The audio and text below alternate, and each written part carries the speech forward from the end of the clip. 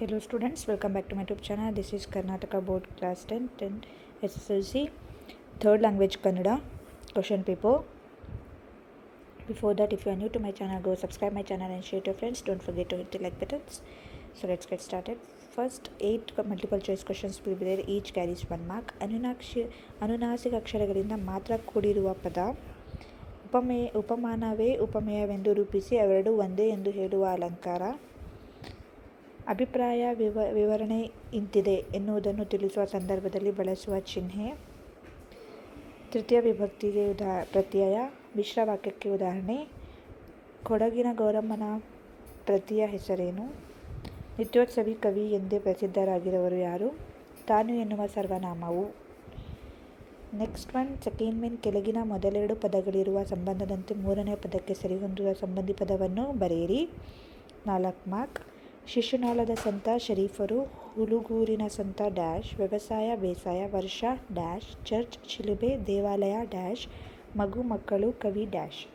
Third main. ಒಂದೊಂದು ಪ್ರಶ್ನೆಗಳಿಗೆ ಉತ್ತರಿಸಿ. 4 ಕ್ವಶನ್ಸ್ ಇರುತ್ತೆ. 1 mark each carries 1 mark.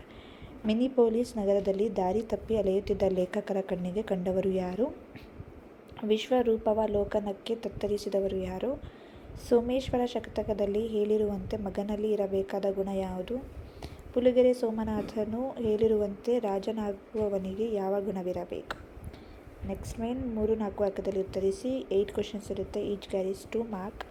Goruru ಒಂದು ರಾತ್ರಿಯನ್ನು ಲಾಕಪ್ಪಿನಲ್ಲಿ ಕಳೆಯಬೇಕಾಯಿತು ಏಕೆ? ಶರೀಫರು ತಮಗಾದ ದುಃಖವನ್ನು ಹೇಗೆ ಕಡಿಮೆ ಮಾಡಿಕೊಂಡರು? ಕೊಡಗಿನ ಗೌರಮ್ಮನವರ ಕೌಟುಂಬಿಕ ಜೀವನವನ್ನು ಕುರಿತು ಬರೆಯಿರಿ. ಕೊಡಗಿನ ಗೌರಮ್ಮನವರು ಕಲಿತ ವಿದ್ಯೆ ಅವರ ಮರಣಕ್ಕೆ ಹೇಗೆ ಕಾರಣವಾಯಿತು?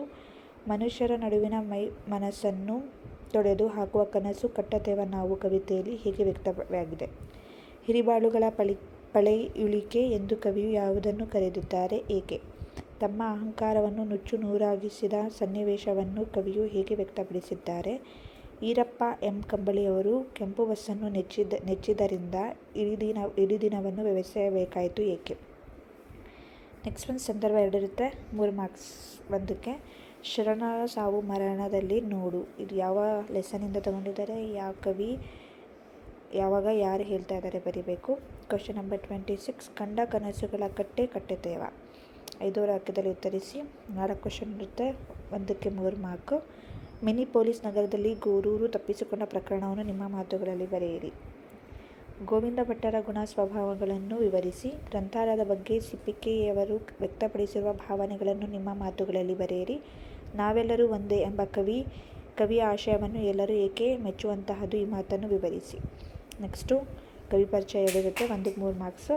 ಗೋರೂರು ರಾಮಸ್ವಾಮಿ ಅಯ್ಯಂಗಾರ್ ಮತ್ತು ಸತೀಶ ಕುಲಕರ್ಣಿ CP. ಗಾದೆ ವಿಸ್ತರಿಸಿ ಬರೆಯಿರಿ. ಯಾವುದಾದ್ರೂ ಒಂದು. 3 ಮಾರ್ಕ್. ಮೂರ್ತಿ ಚಿಕ್ಕದಾದರೂ ಕೀರ್ತಿ ದೊಡ್ಡರು ಅಥವಾ ಉಪ್ಪು ತಿಂದವನು ನೀರು ಕುಡಿಯಲೇಬೇಕು. 8-10 ವಾಕ್ಯ 2 ಇರುತ್ತೆ. ಯಾವುದಾದ್ರೂ ಒಂದು ಬರೀರಿ. ನೆಕ್ಸ್ಟ್ ಪೋಮ್ 4 ಮಾರ್ಕ್ಸ್ಗೆ 2 ಇರುತ್ತೆ. ಯಾವುದಾದ್ರೂ ಒಂದು. ಗದ್ಯ ಭಾಗ ಓದಿ ಪ್ರಶ್ನೆಗಳನ್ನು ಉತ್ತರಿಸಿ. 4 ಮಾರ್ಕ್. Next one